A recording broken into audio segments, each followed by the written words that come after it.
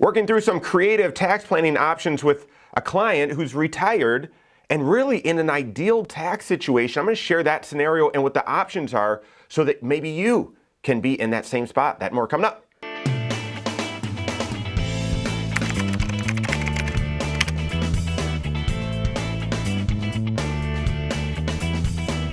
My name is Mike Bernard. I'm the host of the Wise Money Show. I'm also one of the certified financial planners right here at Korhorn Financial Group. Make sure you hit that subscribe button, turn on notifications, and smash that thumbs up button. During your career, when you are saving up into a traditional IRA, or most likely saving into the traditional side, the pre-tax side of your 401k, you're making a deal. You're making a deal with the IRS saying, listen, as I contribute this money into this account, give me a tax deduction, okay? Let me not have to include this portion of my income, the money that I contribute. Have me not pay tax on it right now. And then when it's in the account, it'll be sheltered from tax as well. And listen, out there in the future, I'll withdraw it, and that's when you can tax it, okay? And that's the deal. And many people take that deal. The Roth, by the way, is the opposite. Don't give me the deduction now, but when I take it out in the future, I don't want to pay tax on it. I love that deal, by the way. But the traditional, the pre-tax, that's the deal. And there's an extra component that says, listen, if I haven't taken enough out by a certain age, right now 73, soon to be 75, you can force me to take some out. That's the required minimum distribution. So I won't pay tax on it now. I'll pay tax on it later. But what if you didn't?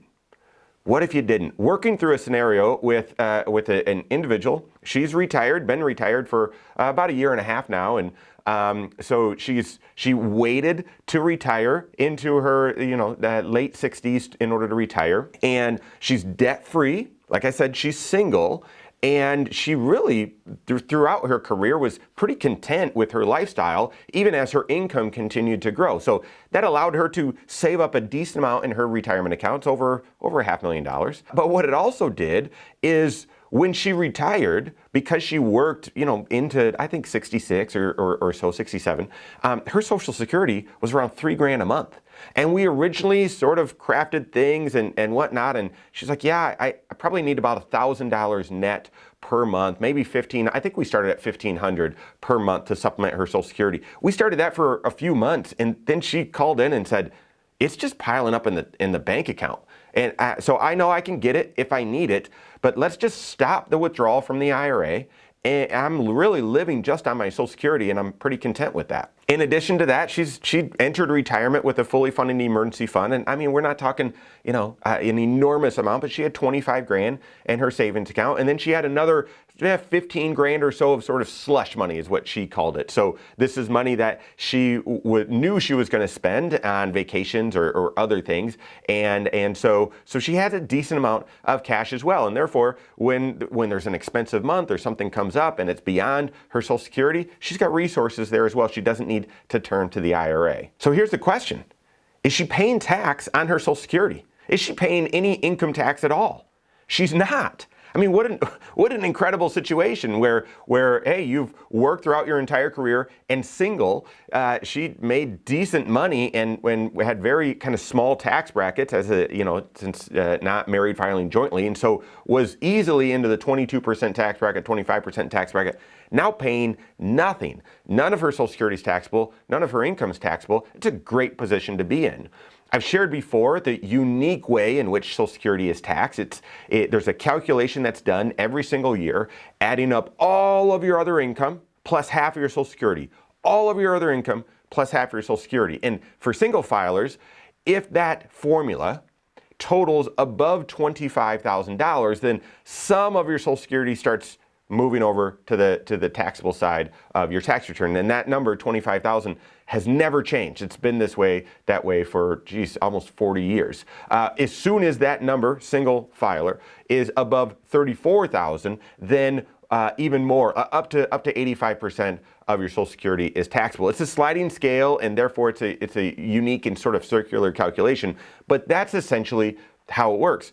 All of her income being from Social Security meant really none of it was moving over into the taxable side because, again, for rounding, $36,000, half of that is 18. That's below $25,000. None of it's coming over as taxable. And not only is none of it coming over as taxable, she also still has the standard deduction, which $17,000 this year. So she wasn't paying any federal or any state taxes. Good problem to have, but it presents an opportunity. And you might be aware that, listen, if she's got $500,000 or more in an IRA, at some point when she reaches 73, she's going to be forced to start taking this money out.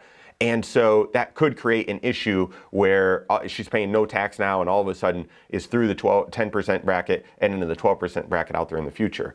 And yes, we're planning for that too, but the opportunity is, could you take out money and how much from your IRA each year and still not pay any tax, both on your Social Security and no federal taxes as well? And yes, we've actually been doing that math and working together. I shared with her, both the present scenario, really good. You're not paying any taxes. That's fantastic. The future scenario, hey, it's likely that you're going to be forced to withdraw a certain amount, and enough that some of your Social Security is going to be taxable and you might be paying some tax as well.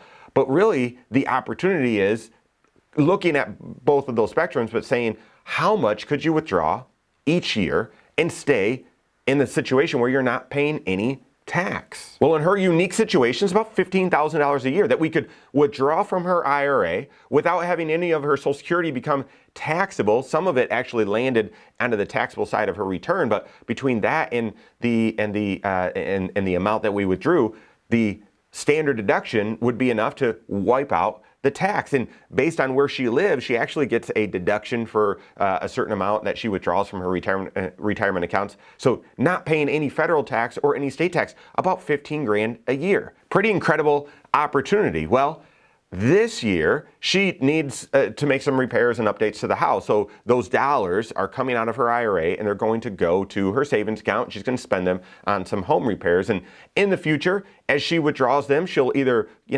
continue to add them to savings. But when she doesn't, when savings is full, similar to how we started her retirement, when savings is full and she says, I don't need these dollars, instead of just saying, well, then let's not take it out. Yeah, we just missed this opportunity. We're going to do a Roth conversion instead. And having, looking at it full picture where she'd saved into her 401k in this case, pre-tax, avoided the 22% tax bracket, and we're going to move $15,000 a year, so not a ton, but something, into a Roth IRA such that it grows tax-free forever and not pay any tax in the process. Unique situation, yes, but not all that uncommon. Work with your certified financial planner, and wherever you're at in your career right now, look at what your tax shelter strategy is. Should you be getting a deduction today and contributing pre-tax? Is it better for you to do Roth? And part of that is planning out what it looks like in the future and whether you may be in this ideal situation again to not pay any tax on your Social Security